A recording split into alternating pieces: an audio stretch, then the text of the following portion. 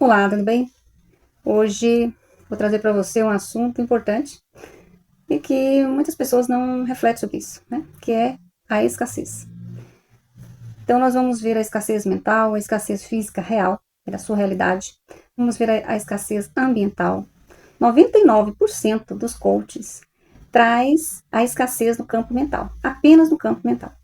Então, quer dizer, se você mudar a sua maneira de pensar, se você sonhar em ter alguma coisa, se você está propício, né, a atrair, né, abundância, então você vai ter abundância. Então você vai ter sucesso nas coisas que você faz, você vai ter resultado financeiro no seu trabalho, no seu negócio. A escassez mental, ela existe, ela é importante, nós vamos começar por ela justamente porque ela é muito importante, mas ela não é a única situação de escassez que vai mudar a sua vida.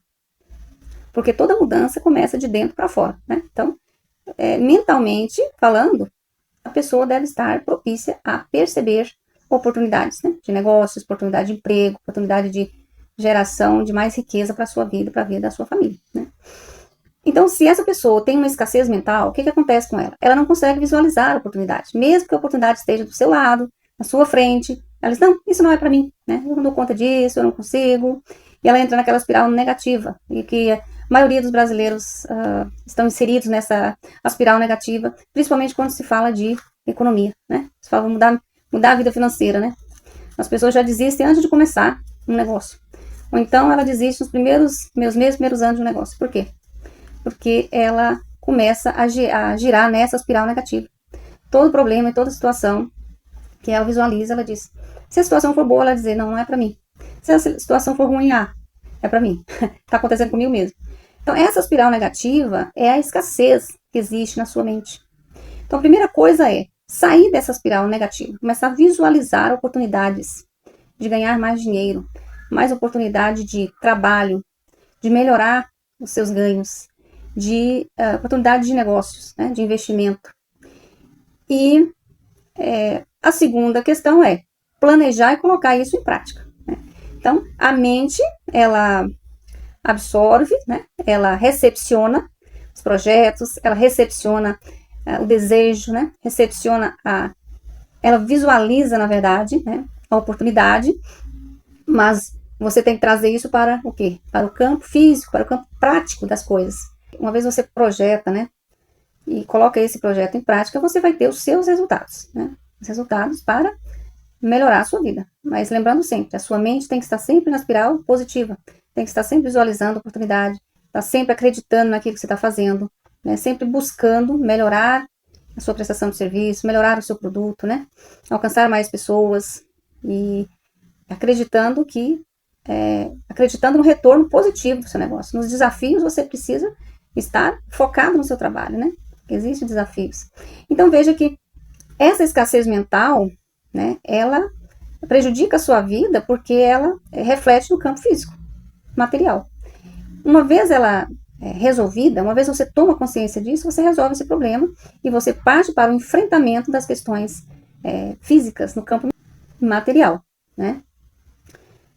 Então, uma vez você resolvendo esse problema, você vai visualizar o ambiente que você está inserido.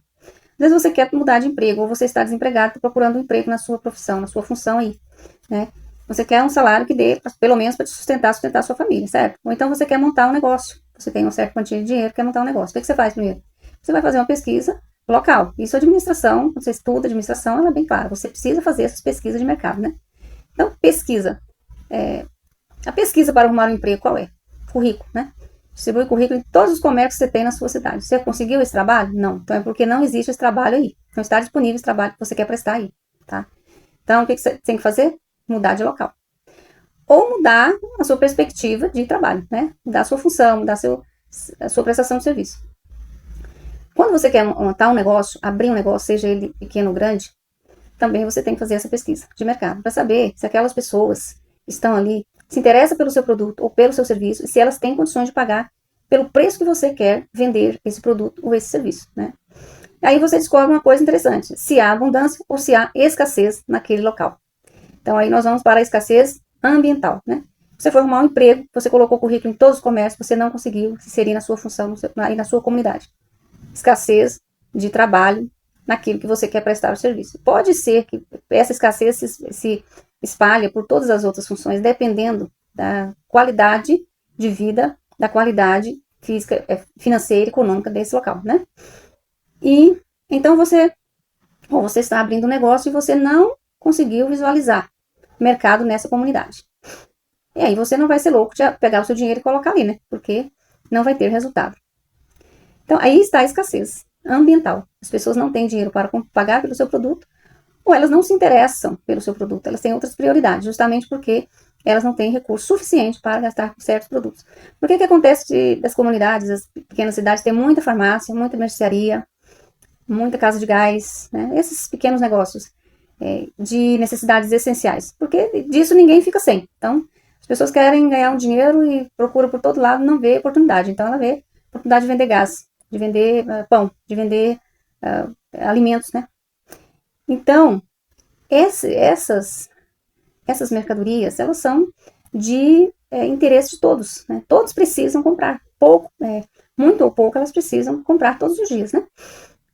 Então, visualizando aí a escassez ambiental, você decide se você consegue abrir o seu negócio aí onde você está, ou se você tem que mudar de local para abrir o seu negócio, certo? Agora, existe um outro tipo de escassez, que é a escassez provocada. Talvez essa escassez ambiental é resultado da escassez provocada. Como é a escassez provocada? É quando o governo interfere na economia, né? O governo intervencionista. Ele interfere na economia criando taxas, tributos, e isso reflete em todas as mercadorias do país, né? Em todos os preços, reflete na taxa de juros, reflete nos títulos públicos, reflete nas bolsas de valores, reflete em tudo. Então, assim, essa intervenção estatal na economia, ela provoca uma escassez generalizada no país todo.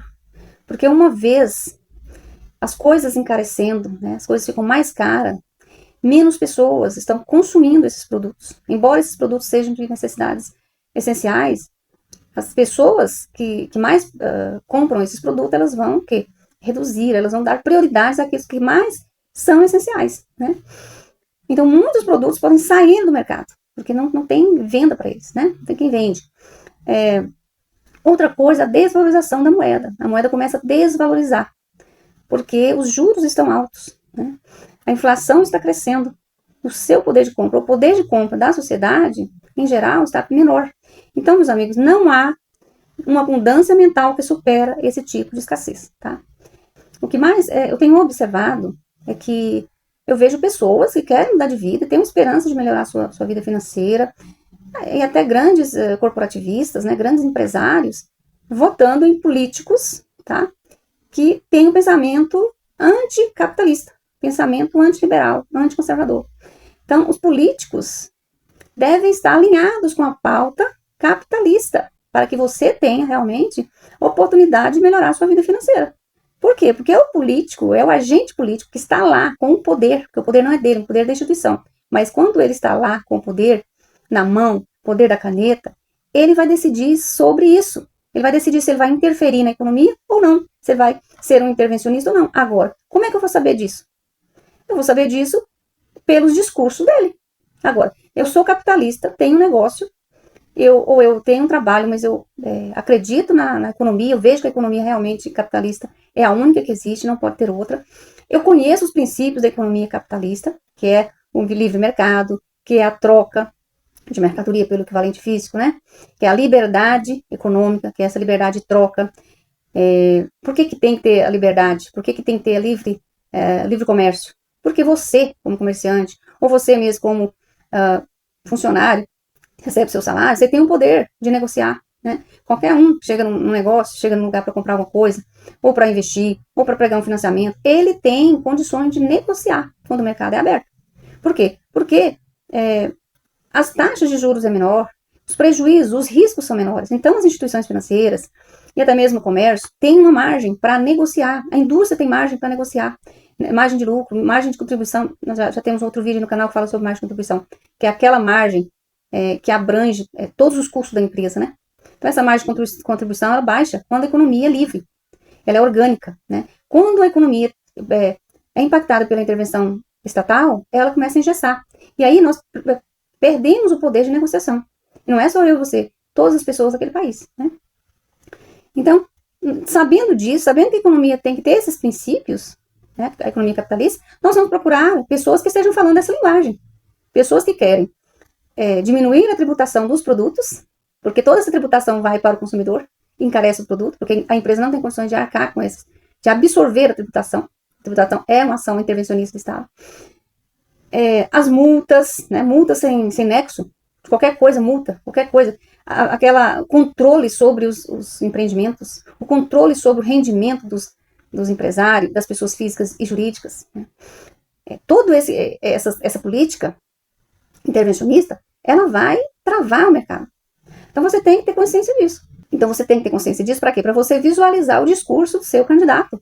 Se o seu candidato está prometendo essas coisas, é porque ele é uma pessoa liberal, uma pessoa conservadora liberal, que pretende deixar livre a economia para que o país cresça.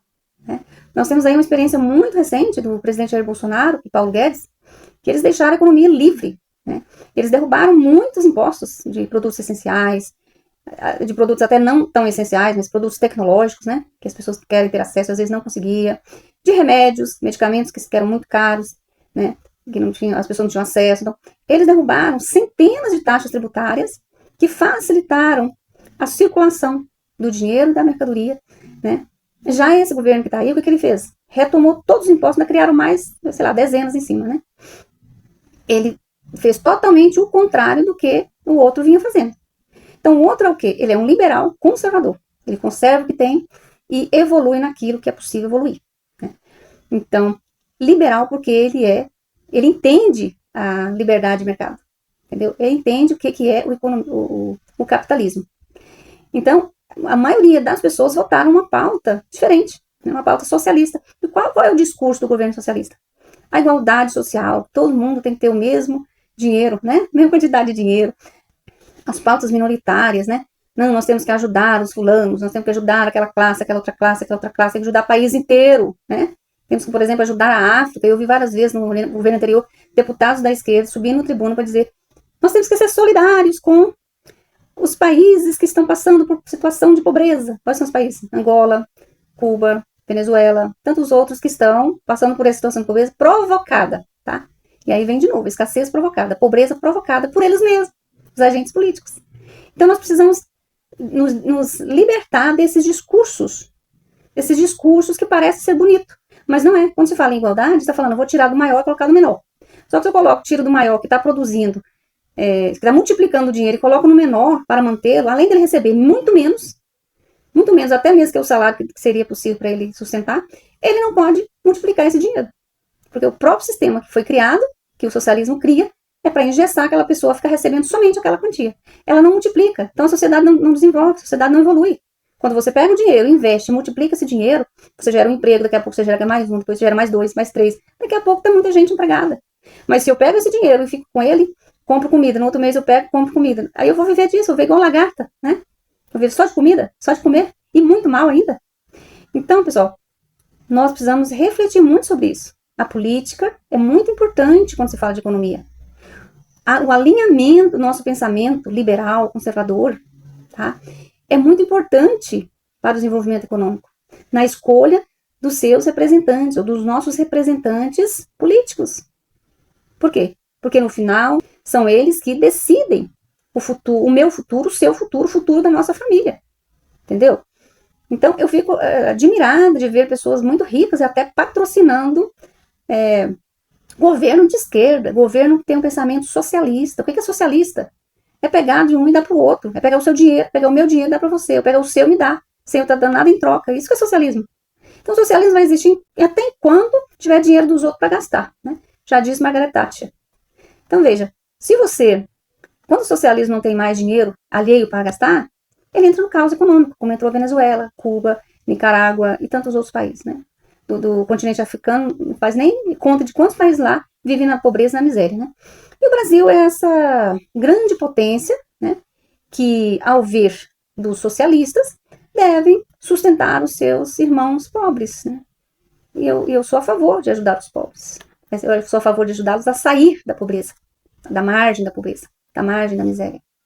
Né? E para isso tem que existir políticas sérias, para isso tem que existir políticas alinhadas aos princípios capitalistas, e deixar de defender pautas minoritárias.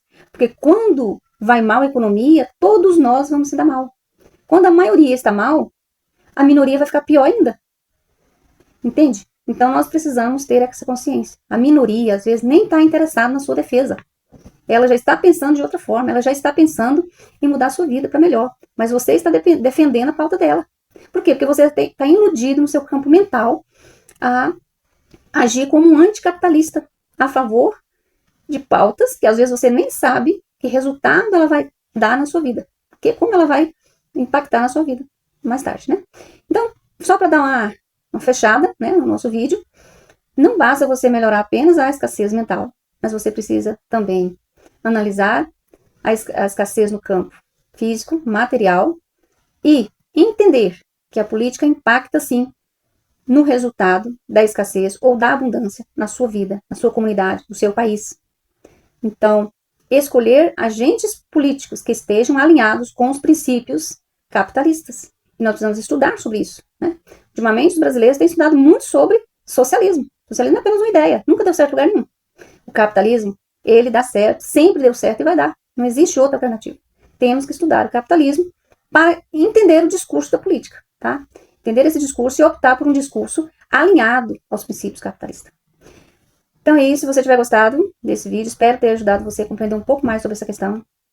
E divulgue esse vídeo, compartilhe com seus amigos e dá o seu like, nos ajude a divulgar esse canal, porque mais pessoas tenham acesso a essas informações. São informações óbvias, mas muitas vezes passa batido e as pessoas não percebem. Por tanto barulho, né? Tanto barulho que está acontecendo, as pessoas não estão observando que realmente é óbvio na vida, né?